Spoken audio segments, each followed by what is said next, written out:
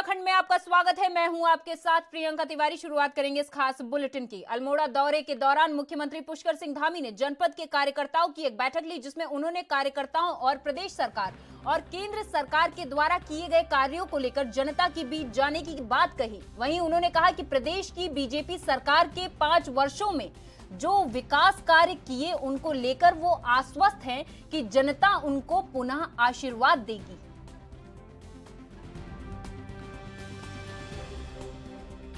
नहीं, हमारे सभी कार्यकर्ता अब चूँकि तैयार हैं और हम लोग आश्वस्त हैं। हम लोगों ने काम किया है, हमारे कार्यकर्ता पूरे उत्साह में हैं। हर प्रकार से सब तैयारियां हमारी पूरी हैं। अभी चूँकि जनसभाएं और इत्यादि इस प्रकार के कार्यक्रम नहीं हो पा रहे, इंडोर बैठकें हैं और साथ में जो वर्चुअल ई जनसभा हैं उसके माध्यम से हम अपना निवेदन पहुँचा रहे हैं। पिछले 5 वर्षों में नरेंद्र मोदी जी की सरकार ने क्षेत्र में काम किया है। सड़क का क्षेत्र हो, चाहे आज रेलवे का क्षेत्र हो, चाहे वो हवाई सेवाओं का क्षेत्र हो, चाहे चिकित्सा का क्षेत्र हो, कोई क्षेत्र ऐसा बचा नहीं है। और कोरोना महामारी में भी जिस प्रकार से सभी को मुफ्त वैक्सीन देने का काम हुआ है, गरीब कल्याण अन्न योजना के माध्यम से हर गरीब के घर तक अन्न की दो टाइम के भोजन की व्यवस्था की गई है। सभी योजनाएं, आयुष्मान भारत योजना चल रही है। उत्तराखंड सरकार ने भी बहुत सारे कार्यक्रम शुरू किए हैं और सभी योजनाओं को पूर्ण करने के लिए काम किया है। और पिछले 5 महीने के कार्यकाल में मैंने भी कोशिश की है कि 550 से भी ज़्यादा हमने यहाँ पर फैसले लिए हैं। और वो केवल फैसले ही नहीं लिए हैं, सभी के हमने शासनादेश निकाले हैं, सभी को धरातल पर उतारा है और कई सारे क्षेत्रों में काम किया है। चाहे आज हम नई खेल नीति की बात करें या स्वस्थ युवा स्वस्थ उत्तराखंड की बात करें, या हमने वात्सल्य योजना जो चलाई है, या हमने मुख्यमंत्री महालक्ष्मी किट योजना चलाई है, रोजगार। और भाजपा प्रदेश चुनाव प्रभारी प्रहलाद जोशी और मुख्यमंत्री पुष्कर सिंह धामी ने आज भाजपा प्रदेश मुख्यालय में एलईडी प्रचार रथ को हरी झंडी दिखाकर रवाना किया। इस मौके पर सीएम धामी ने कार्यकर्ताओं को जोश दिलाते हुए कहा कि डबल इंजन सरकार में प्रदेश लगातार विकास की ओर बढ़ रहा। वहीं भाजपा प्रदेश कार्यालय में आयोजित इस कार्यक्रम में सीएम धामी ने जानकारी देते हुए बताया कि पार्टी प्रदेश की सभी 70 विधानसभा में चुनाव वैन के जरिए प्रचार का शुभारंभ किया जा रहा। उन्होंने कहा कि आज डबल इंजन की सरकार का लाभ सबको दिखाई दे रहा और पीएम मोदी के मूल मंत्र सबका साथ, सबका विकास, सबका विश्वास और सबके प्रयास के नारे के साथ फिर से भाजपा अपनी सरकार राज्य में बनाएगी।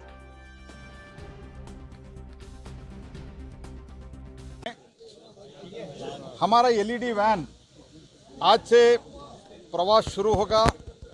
एलईडी वैन में हम पहली बार केंद्र और राज्य में जब भारतीय जनता पार्टी के सरकार चुन के आए, 5 वर्ष पूरा केंद्र और राज्य में भारतीय जनता पार्टी के माननीय नरेंद्र मोदी जी के नेतृत्व में सरकार में जो कुछ भी काम हुआ है वो हम पक्का शोकेसिंग कर रहे हैं। और लोग भी ये समझ रहे हैं कि जो कुछ भी उत्तराखंड में हुआ है, उत्तराखंड रचना करने के लिए, to create the Uttarakhand, BJP को आना पड़ा, अटल बिहारी वाजपेयी जी को आना पड़ा। और नया उत्तराखंड रचना होने के बाद उसका विकास के लिए भी भारतीय जनता पार्टी को, नरेंद्र मोदी जी को आना पड़ा। और ऐसे माननीय नरेंद्र मोदी जी, जिसको सारे देश में और अंतर्राष्ट्रीय में स्तर पे नंबर 1 नेता माना जाता है और देश में भी अभी तक जबरदस्त उनका पॉपुलैरिटी है, क्योंकि वो काम करके दिखाए हैं। ऐसे उत्तराखंड में देश के एवरेज से ज़्यादा उनका पॉपुलैरिटी है। उनके मार्गदर्शन में हमारे युवा मुख्यमंत्री बहुत अच्छा काम किया है, लीडरशिप एस्टैब्लिश किया है। और इसके कारण मुझे लगता है उत्तराखंड रचना में, उत्तराखंड के विकास में हम प्रथम थे और कैंडिडेट अनाउंस करने में हम प्रथम हैं। आज प्रचार करने में भी हम प्रथम हैं। ये एलईडी वाहन हमारे 70 की 70 विधानसभाओं में जाएंगे और पिछले 5 वर्षों में जो उत्तराखंड के अंदर केंद्र सरकार के द्वारा जो काम हुए हैं, वो कामों को भी जनता के सामने ले जाएंगे, आम जनता के सामने, सामान्य जनता के सामने। और भारतीय जनता पार्टी के शासनकाल में ही उत्तराखंड बना था, अटल बिहारी वाजपेयी जी ने उत्तराखंड बनाया था और माननीय प्रधानमंत्री मोदी जी के नेतृत्व में इसको संवारने का काम हो रहा है। पिछले 5 सालों में 1.5 लाख करोड़ से भी ज़्यादा की योजनाएं उत्तराखंड के लिए स्वीकृत हुई हैं। जो भी काम आज चाहे हम सड़कों की बात करें, हवाई सेवाओं की बात करें या रेल सेवा की बात करें, स्वास्थ्य सेवाओं की बात करें, हर क्षेत्र में। उत्तराखंड विधानसभा चुनाव को लेकर सीएम पुष्कर सिंह धामी ने प्रतिक्रिया दी। उन्होंने कहा कि हम तो अपनी पहली वाली लिस्ट 20 तारीख को ही घोषित कर चुके और बचे हुए उम्मीदवारों की लिस्ट भी 1-2 दिन में घोषित कर देंगे। इसके साथ ही उन्होंने हरीश रावत पर भी प्रतिक्रिया दी। सुनिए। नहीं, हम तो अपनी लिस्ट पहली वाली जो है 20 तारीख को ही हमने जारी कर दी थी और हमारी जो बची हुई है वो भी हम 1-2 दिन में करने वाले हैं। हमारी पूरी तैयारी है, हम आश्वस्त हैं, हम जीत रहे हैं। उत्तराखंड की जनता इस बार काम और कारनामे इनके आधार पर ये चुनाव होने वाला है। हमने काम किया है, माननीय प्रधानमंत्री नरेंद्र मोदी जी के नेतृत्व में उत्तराखंड के अंदर 1.5 लाख करोड़ की योजनाओं की स्वीकृति हुई है, हर क्षेत्र में काम हुआ है। इसलिए उत्तराखंड की जनता जो हमने अब की बार नारा दिया है, अब की बार 60 पार होगा। उत्तराखंड की जनता का आशीर्वाद हमें मिलेगा। नहीं, हमारा मुकाबला किसी से नहीं है, एक तरफा हमारी जीत होने वाली है। नहीं, बारिश तो अब कौन रोक सकता है, लेकिन यह है कि निश्चित रूप से चुनाव में बड़ा मतदान यहाँ पर होगा। हम सभी से अनुरोध भी करते हैं, क्योंकि लोकतंत्र का महापर्व है और अच्छी सरकार चुनने के लिए, ऐसी सरकार चुनने के लिए जो मोदी जी के साथ चले और जो विकास के काम शुरू हुए हैं उन सभी कामों को और तेज गति मिले। भाजपा की सरकार बनाने के लिए हम सभी का आह्वान करते हैं, सभी का अनुरोध करते हैं कि आएँ और अच्छी सरकार चुनें। हमारी सारी तैयारियां पूरी हैं और हम चूँकि डिजिटल माध्यम से, वर्चुअल माध्यम से और कोरोना महामारी में जो दिशा निर्देश चुनाव आयोग के हैं उन्हीं के अनुसार हम अपना प्रचार अभियान लगातार चला रहे हैं। हमारा अभियान तेज गति से चल रहा है। सर, जिस तरीके से आई है उसमें हरीश रावत उत्तराखंड में आम आदमी पार्टी को लेकर पूर्व मुख्यमंत्री हरीश रावत ने कहा कि यहां तीसरी पार्टी के लिए कोई मौका नहीं है। पहले जो पार्टियां थी वह भी धीरे धीरे गायब हो गई। उत्तराखंड क्रांति दल, जिसका संघर्ष का इतिहास रहा, लोगों ने उसे इतिहास की थैले में डाल दिया। इसलिए यहां नई पार्टी के बारे में कोई सवाल नहीं है। सुनिए। पहली बात तो यह है कि मेरे राज्य का जो मिजाज है वो 5 साल में परिवर्तन का है और इस बार परिवर्तन होगा, इसके बहुत सारे कारण मौजूद हैं और सबसे बड़ा कारण यह है कि 5 साल डबल इंजन की बड़ी बात हुई, केवल शोर ही शोर सुनाई दिया मगर वो डबल इंजन स्टार्ट नहीं हो पाया। आपने 5 साल में 3 मुख्यमंत्री दे दिए, कोई मुख्यमंत्री परफॉर्मेंस नहीं दिखा पाया, तो एक नॉन परफॉर्मिंग गवर्नमेंट चुनाव में जारी हो, उसको जनता ने दोहराया हो, इसका कोई उदाहरण नहीं है। तो भाजपा अपने नॉन परफॉर्मेंस के कारण हारेगी। लोग इस बात को नहीं भूल सकते कि कोई घर आज ऐसा नहीं है जो महंगाई से त्रस्त नहीं है। कहाँ गैस का सिलेंडर हर व्यक्ति से चीख चीख के कह रहा है कि परिवर्तन लाओ, भाजपा को हराओ। इसीलिए हमने नारा दिया है, बनाइए कांग्रेस की सरकार, गैस नहीं होगी। कोरोना काल के अंदर मृत्यु के हिसाब से जो औसत मृत्यु थी, मृतकों की संख्या थी, हम देश में दूसरे नंबर पर थे। तो कोरोना मिसमैनेजमेंट है। कोल में खास का काम इस बात ने किया कि कुंभ के दौरान टेस्टिंग हुई और उस टेस्टिंग में, कोरोना टेस्टिंग में इतना बड़ा घोटाला कर दिया कि हमारे ऊपर एक दाग लग गया। समाचार पत्रों में छपा कि Uttarakhand Kumbh is a corona spreader. Development नहीं, महंगाई अलग, बेरोजगारी बढ़ रही है, मिसमैनेजमेंट है और पर्यावरण को इतनी बड़ी क्षति पहुंचा दी है। जो नए मुख्यमंत्री हैं, इनका नाम लोगों ने खनन प्रिय मुख्यमंत्री रख दिया है। कोई नदी, नाला, गाड़, गधेरा ऐसा नहीं है जिसको इस दौरान नहीं खोद डाला गया है। भ्रष्टाचार की सड़ांध से सारा सचिवालय महक रहा है। ये सीधी फाइट है, कोई और पार्टी नहीं है। हमारे यहाँ मिजाजन जो है 2 ही पार्टियों को लोग पसंद करते हैं और राष्ट्रीय पार्टी को ही जो है ऑप्ट करते हैं। कांग्रेस और भाजपा का ही स्ट्रक्चर है। दूसरी पार्टियां कोई अस्तित्व में आना भी चाहे तो उत्तराखंड जैसे राज्य को समझने के लिए उनको पर्याप्त समय चाहिए। जब 5-10 साल समझ लेंगे तो उसके बाद फिर वो दावेदार के रूप में आगे आ सकते हैं। आप कह रहे हैं आप कोई फैक्टर नहीं है। मैंने कहा ना कि तीसरी पार्टी के लिए कोई गुंजाइश वहां रही नहीं। जो पार्टियां पहले से भी थी साफ हो गई और यहां तक कि यूकेडी जिसका इतिहास संघर्ष का रहा, उसको भी लोगों ने इतिहास के बस्ते में डालने की तरफ धकेल दिया है। तो किसी नई पार्टी के लिए तो सवाल ही नहीं होता। कोई दिल्ली नहीं है जहां लोग घूमते हुए आए और कुछ बात कह करके चले जाएं, सारी जगह चर्चा हो जाए। उत्तराखंड के गाड़ गधेरे डांडे कांडे विषम भौगोलिक परिस्थितियां, सारे हालात को समझने के लिए और समझ करके फिर नीतियां बनाने के लिए बहुत समय चाहिए। तो वो समय इनको देना पड़ेगा। मेरे हाथ में एक काम है जो मुझे पार्टी ने सौंपा है, कहा है तुम कैंपेन को लीड करो, चुनाव तुम्हारे नेतृत्व में लड़ा जाएगा। मैं वो काम कर रहा हूँ। तो मैं एक बार में एक ही काम में फोकस करता हूँ। अब कौन मुख्यमंत्री होगा, मेरा काम है बहुमत जुटे, और बहुमत जुट जाएगा तो जो हमारी टाइम टेस्टेड ट्रेडिशन है कि हम कांग्रेस अध्यक्षा से प्रार्थना करते हैं कि हमारे नेता को नामजद कर दीजिए, वो हमारा नेता नामजद कर देंगे। तो सर मैं एक चीज आपसे पूछना चाहता हूँ, आपने जैसे अभी कहा कि आपको बोला गया कैंपेन लीड करने के लिए, नेतृत्व करने के लिए, तो एक नेचुरल चॉइस तो आप ही हैं। इसको मैं आपकी शुभकामना मान लेता हूं। आपके प्रश्न के अंदर आप इस तरीके का एक्सपेरिमेंट कर रहे हो और उसमें भी कोई लॉजिक नहीं बता रहे हो। एक व्यक्ति को तो जो 3 साल कुछ महीने चीफ मिनिस्टर रहे, उन्हें बजट सत्र, वो वित्त मंत्री भी थे, तो बजट पेश करके उसको पारित करवा रहे थे। उनको बुला करके देहरादून बुलाया गया और कागज थमा दिया गया, you are no more chief minister. कोई एक्सप्लेनेशन नहीं। उत्तराखंड की जनता जानना चाहती है कि भाई क्यों हटाया।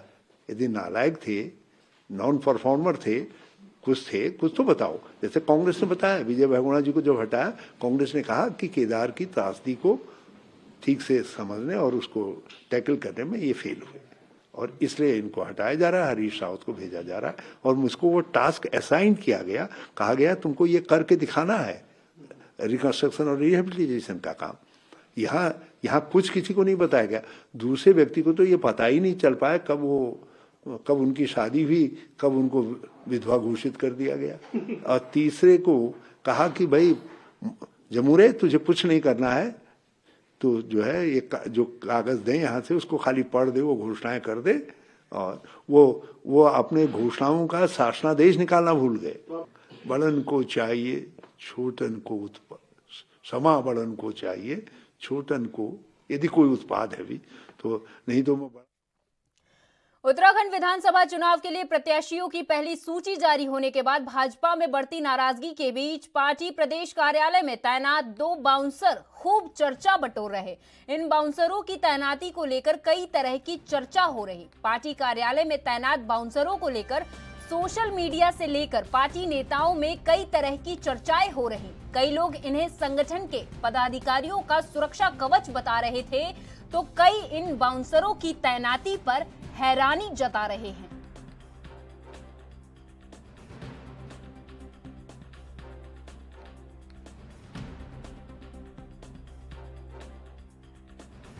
एक गार्ड रखा गया है जो दरवाजा खोलते हैं, बंद करते हैं। मुझे लगता है इसके अतिरिक्त हमारे कार्यालय में कोई नहीं है। आप आराम से एक बार ढंग से घूम लीजिए। व्यक्तिगत तौर पे किसी के साथ अगर कोई आया है तो व्यक्तिगत नेता अपने साथ कई बार कुछ नेताओं को लेके आते हैं, वो अलग बात है। मेरी पार्टी के अंदर यहाँ हम कार्यकर्ता हैं, कार्यकर्ता आधारित पार्टी है, किसी तरह की किसी बाउंसर्स की आवश्यकता नहीं है। जनता पार्टी को अपने ही पुलिस प्रशासन पे यकीन नहीं है। आप ये भी कर सकते थे कि आप पुलिस प्रशासन के कुछ लोगों को वहाँ सिक्योरिटी के लिए रख देते, लेकिन सिक्योरिटी के लिए रखना क्यों है? ये कार्यकर्ता है या गुंडे मवाली हैं भाजपा के? आपको अपने ही कार्यकर्ताओं से इतना खतरा क्यों है कि आपको अपने वहाँ बाउंसर्स किराए पर लेकर तैनात करने पड़े? तो ऐसे में भारतीय जनता पार्टी के कार्यकर्ता को ये सोचना होगा कि उस संगठन में जिसके लिए वो कमर कस रहा है, जिसके लिए उसने अपना पूरा जीवन न्योछावर कर दिया, जिसके लिए वो पसीना बहा रहा है, वही उसी कार्यकर्ता को से आज असुरक्षित महसूस कर रहे हैं। कांग्रेस में उम्मीदवारों की पहली सूची जारी होने के बाद जहां विधायक प्रत्याशी चुनावी मैदान की रणनीति तैयार करते हुए दिखाई दे रहे, तो वहीं प्रदेश में परिवर्तन की लहर की बात करते हुए भी नजर आ रहे।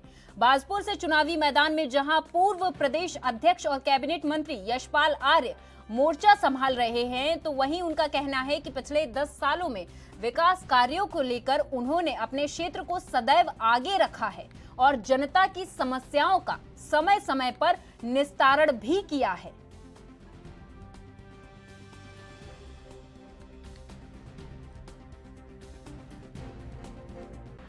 देखिए, जनता ही मेरी ताकत है, शक्ति है। और भाजपुर की महान जनता का आशीर्वाद पिछले चुनाव में मुझे मिला है, सहयोग मिला है, समर्थन मिला है।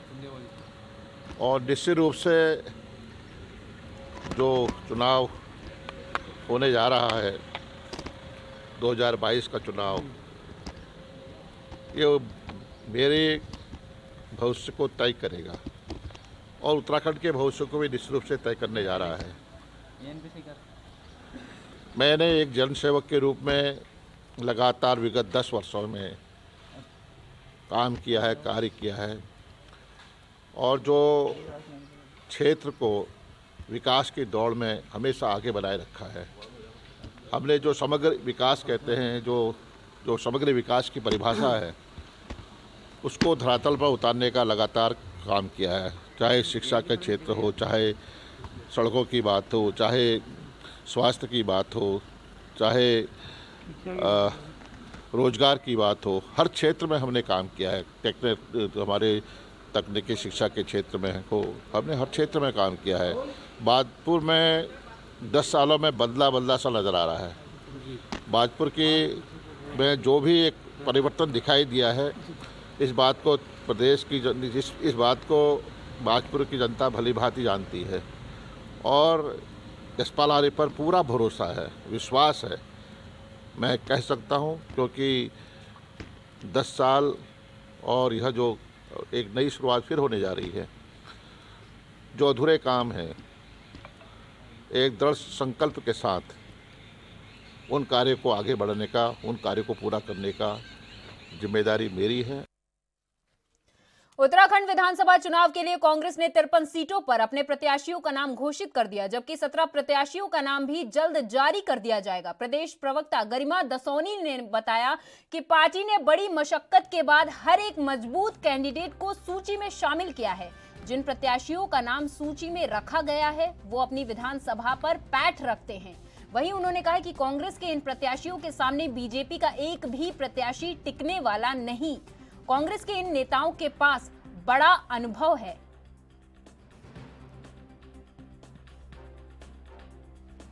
सभी प्रत्याशियों को जिनका नाम सूची में आया है और अपने हाईकमान को कि बहुत मशक्क़त के बाद, बहुत इंतज़ार के बाद आपने जो सूची निकाली है वो बेहतरीन सूची है। इससे बढ़िया सूची शायद हो ही नहीं सकती थी। हर विधानसभा में आपने छाट कर ऐसे बेदाग छवि के लोग दिए हैं जिनका अपना जनाधार है, अपनी सामाजिक पैठ है और ना केवल पार्टी के लिए बल्कि अपनी विधानसभा के लिए उनका एक वृहद योगदान है। तो ऐसे में मुझे लगता है कि हमारे जो गैलेक्सी ऑफ लीडर्स हैं उनका सामना भाजपा के वो नेता नहीं कर सकते जिनका नाम सूची में है। अब आप देखिए ना, कौन सामना कर पाएगा राजेंद्र भंडारी का, सुरेंद्र सिंह नेगी का, मंत्री प्रसाद नैथानी का, काजी निजामुद्दीन, करण मेहरा, मनोज रावत, आदेश चौहान, कुछ ऐसे नाम हैं कि हीरा सिंह बिष्ट, नवप्रभात जी। तो इन लोगों का मुझे लगता है एक लंबा राजनीतिक जीवन है और समाज में बहुत अच्छी पैठ है और इस समय तो कार्यकर्ताओं को बस एकजुटता के साथ इन सारे प्रत्याशियों को। बाजपुर में कांग्रेस पीसीसी सदस्य सुनीता टम्टा ने प्रेस वार्ता कर कांग्रेस पार्टी पर महिलाओं और किसानों की अनदेखी करने का आरोप लगाया। इस दौरान उन्होंने सोमवार के क्षेत्र के लोगों के साथ बैठक कर आगे की रणनीति तैयार करने की बात भी कही। बता दें, कांग्रेस पार्टी द्वारा विधानसभा चुनाव में अपने प्रत्याशियों की पहली सूची जारी करने के बाद कांग्रेस में भी पार्टी पदाधिकारियों के बगावत के सुर पनपते दिखाई दे रहे।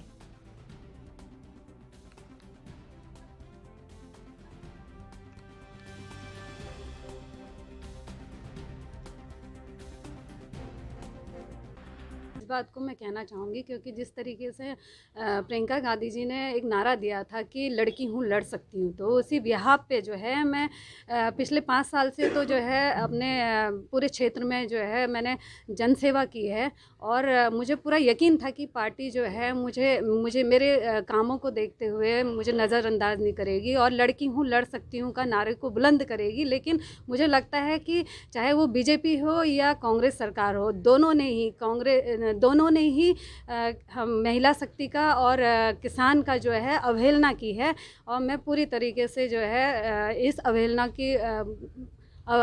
का जो है तिरस्कार करती हूँ और मैं यहाँ की जनता से कहना चाहती हूँ कि जो मेरे साथ गलत हुआ है वो न्याय करेंगे। बात बताना चाहता हूँ विधानसभा काशीपुर और बाजपुर को दो जोड़ के नई सीट परिसीमन के तहत अस्तित्व में आई 2012 में विधानसभा बाजपुर, जिसमें 45 बूथ काशीपुर के थे और लगभग 103 बूथ बाजपुर के थे।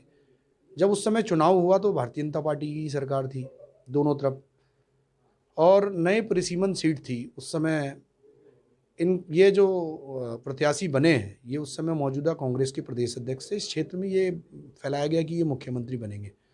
झूठ बोल करके पहला चुनाव भी जीता गया। हमने कभी झूठ नहीं बोला। हम 24,000 करीब पहुँचे थे। हमने बाजपुर की महान जनता का जनादेश स्वीकार किया और हमने मेहनत करी। 2010 से लगातार हम मेहनत कर रहे हैं और 12 का चुनाव हारने के बाद, चुनाव हारे हिम्मत नहीं हारे, हम मेहनत कर रहे हैं, लगातार जनता के बीच में बने हुए हैं। 2014 में लोकसभा का चुनाव हमने जिताया है, भारतीय जनता पार्टी के कार्यकर्ताओं ने, महान जनता ने जिताया है। 2017 में इन्होंने दल बदल किया। उस समय इनके जो मुख्य चेहरा हैं हरीश रावत चुनाव दो जगह से हार गए, तो इनको पता था, इनके पास LIU रिपोर्ट्स थी कि मैं चुनाव हार रहा हूँ। इन्होंने दल बदल किया। अब उसके बाद आज फिर इन्होंने जो है दल बदल किया है। इस दल बदल से जनता ऊब चुकी है। कहीं ना कहीं जनता के मन में इनके प्रति एक आक्रोश है जो हमने पढ़ा है। अब बाजपुर की महान जनता जिसे लंबे इंतजार के बाद कांग्रेस ने देर रात को उत्तराखंड की 53 विधानसभा सीटों पर प्रत्याशियों के नामों की सूची जारी कर दी, लेकिन इस लिस्ट में महिलाओं को तवज्जो नहीं मिलने से कांग्रेस महिलाओं में खासा रोष देखने को मिल रहा। गौरतलब है कि कांग्रेस ने अपनी पहली लिस्ट में मात्र 3 महिलाओं का नाम शामिल किया है।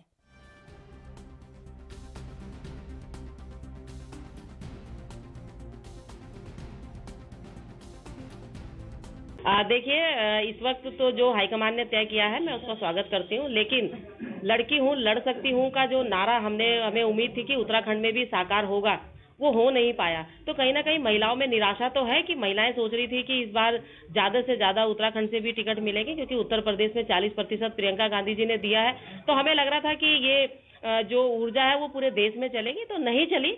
तो इस समय पुरुष प्रधान देश है और पुरुष अपनी मनमर्जी के अनुसार चलता है, तो महिलाओं को तो हमेशा केवल मांगने वाला ही समझा गया है। तो महिलाएं अभी, जब तक महिलाओं को 33% आरक्षण लोकसभा में बिल पास नहीं होगा तब तक महिलाओं को सिर्फ मांगना ही पड़ेगा। और पुरुष प्रधान देश होने के कारण हम लोग कमजोर हैं और कमजोरी रहेंगे हमेशा। कोई भी राजनीतिक दल हो, महिलाओं को देने की इच्छा शक्ति किसी की नहीं होती है। तो आज जो हमारी बहनों को टिकट मिला है, मैं उनको शुभकामनाएं देती हूँ जिन बहनों को मिला है।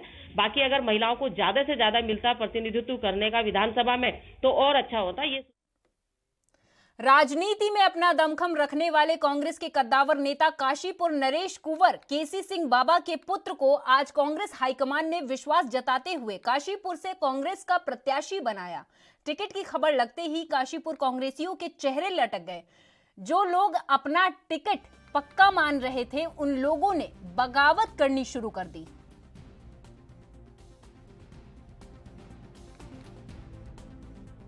प्रकट करता हूं सरकार का कि वो हम लोगों पर भरोसा रखा उन्होंने। और ये बात बड़ी खुशी की होती है कि आदमी पर जब भरोसा रखा जाता है तो आदमी को दिल से काम करना पड़ता है। तो यही मैं बताऊंगा अपने बच्चों को, अपने बेटे को, युवराज को। श्री नरेंद्र जी को जो टिकट मिला है वो काशीपुर के भविष्य की आकांक्षाओं को देख करके किया है। काशीपुर का भविष्य और काशीपुर का वर्तमान सुधारने की बहुत आवश्यकता है और कांग्रेस पार्टी ने यह संकल्प लिया है। उत्तराखंड में विधानसभा चुनाव की उल्टी गिनती शुरू हो चुकी है, तो वहीं बीजेपी के बाद आखिरकार कांग्रेस की 70 में से 53 विधानसभा सीटों पर कांग्रेस के प्रत्याशियों के नामों का ऐलान कर दिया गया। वहीं हल्द्वानी विधानसभा सीट दिवंगत नेता प्रतिपक्ष इंदिरा हृदय के बेटे सुमित हृदय के नाम के ऐलान के बाद एएनबी न्यूज से सुमित हृदय ने खास बातचीत की। आप भी सुनिए। उत्तराखंड विधानसभा चुनाव के मद्देनजर आखिरकार अपने प्रत्याशी की घोषणा यहाँ पर कर दी है। हल्द्वानी से सुमित हृदय का नाम यहाँ पर सामने आया है और जो आशीर्वाद दिया गया सुमित हृदय को यहाँ प्रत्याशी के तौर पे आप देख सकते हैं। नाम की घोषणा होने के बाद से आज सुबह से सुमित हृदय के घर पे लोगों का यहाँ पर तांता लगा हुआ, उनको बधाई देने के लिए, उनसे बात करने के लिए वो मेरे साथ मौजूद है। उनसे बात करते हैं। सुमित जी, आखिरकार इंतजार खत्म हुआ है, आपके नाम की घोषणा हो चुकी है। हालांकि नाम आप ही का आगे चल रहा था, सबको उम्मीद थी आप ही को मिलेगा और आज वो नाम विधिवत रूप से सामने आ चुका है। क्या कहेंगे, किस तरीके से जनता पे भरोसा है हल्द्वानी की? नहीं, देखिए, संपूर्ण भरोसा है। हल्द्वानी की जनता ने मुझे बहुत ज़्यादा आशीर्वाद, पिछले 7 महीने से ज़्यादा जो मेरी माता जी को गए हुए इस दुनिया से हुए हैं, उसमें बेहद उन्होंने सहयोग दिया है। मेरे को यही अंदाज़ा नहीं था कि हल्द्वानी शहर इतना मेरा परिवार की तरह मेरा साथ देगा, तो मैं उनको हृदय की गहराइयों से सबका धन्यवाद देता हूँ। शीर्ष नेतृत्व, प्रांतीय नेतृत्व का बहुत धन्यवाद मैं उनको अदा करता हूँ और उनके विश्वास में मैं खरा उतरूँगा ही। लेकिन चुनौती हमारे सामने इंदिरा जी की विकास की सोच को आगे बढ़ाने की है, उनके ड्रीम प्रोजेक्ट्स को पूरा कराने की है। इस चीज़ में मुझे हर व्यक्ति का सहयोग चाहिए, मुझे आशा है उनका सहयोग, आशीर्वाद। तमाम दावेदार थे हल्द्वानी से आपके नाम के बावजूद भी, किस तरीके से उनको साथ लेके यहाँ पर रणनीति है, किस तरह से बात की जाएगी, क्या यहाँ पर क्या आएगा? क्योंकि कांग्रेस एकजुट होने का यहाँ लगातार प्रयास करी पूरे प्रदेश में, हल्द्वानी से वही आशा की जा रही है। नहीं, देखिए, जितने भी सारे दावेदार हैं वो प्रतिभावान भी हैं और प्रभावशाली भी हैं और कांग्रेस के लिए उन्होंने मेहनत भी करी है। तो मैं उन सबका धन्यवाद भी देता हूं कि हमारी पार्टी की मजबूती के लिए उन्होंने जो कार्य करे और वो अनदेखे नहीं हैं। और मेरे प्रांतीय और शीर्ष नेतृत्व से ये भी मैं उनके लिए कहना चाहता हूं कि उनको अवश्य उनका जो रोल है, उन्होंने जो सहयोग करा है, जो संघर्ष करा है, उसका एक एक्नॉलेजमेंट होना चाहिए। कहीं ना कहीं उनके लिए भी कुछ कार्य होना चाहिए और मैं उनसे सबसे आशीर्वाद लूँगा। मेरे सब बड़े ही हैं, मैं सबसे आशीर्वाद लूँगा, सबको साथ लेके चलूँगा। सुमित जी, जिस तरीके से हम लोग सब जानते हैं, सुमित हृदय एक बहुत ही भावुक व्यक्ति हैं। आज इंदिरा जी आपके साथ नहीं है, उनके नाम को लेकर के आप हमेशा आगे चलते रहे, उनका आशीर्वाद आपने हमेशा लिया। आज बहुत बड़ा मौका है, आज वो हम सबके बीच में नहीं, आपके साथ नहीं, जो लगातार आपके हर समय में, हर चीज़ में आपके साथ रहती थी। किस तरीके से उनसे आज आशीर्वाद लिया है, क्या उनसे प्रार्थना करी है, किस तरीके से आगे बढ़ रहे हैं आप? नहीं, आशीर्वाद ही आशीर्वाद है उनका तो, और मन में उनकी सोच लेके दृढ़ निश्चय भी बनता है कि विकास और कार्यों को करना है। और मेरे साथ इस खास पेशकश में बस इतना ही। आगे और खबरें देखने के लिए बने रहिए एनबी न्यूज के साथ। नमस्कार।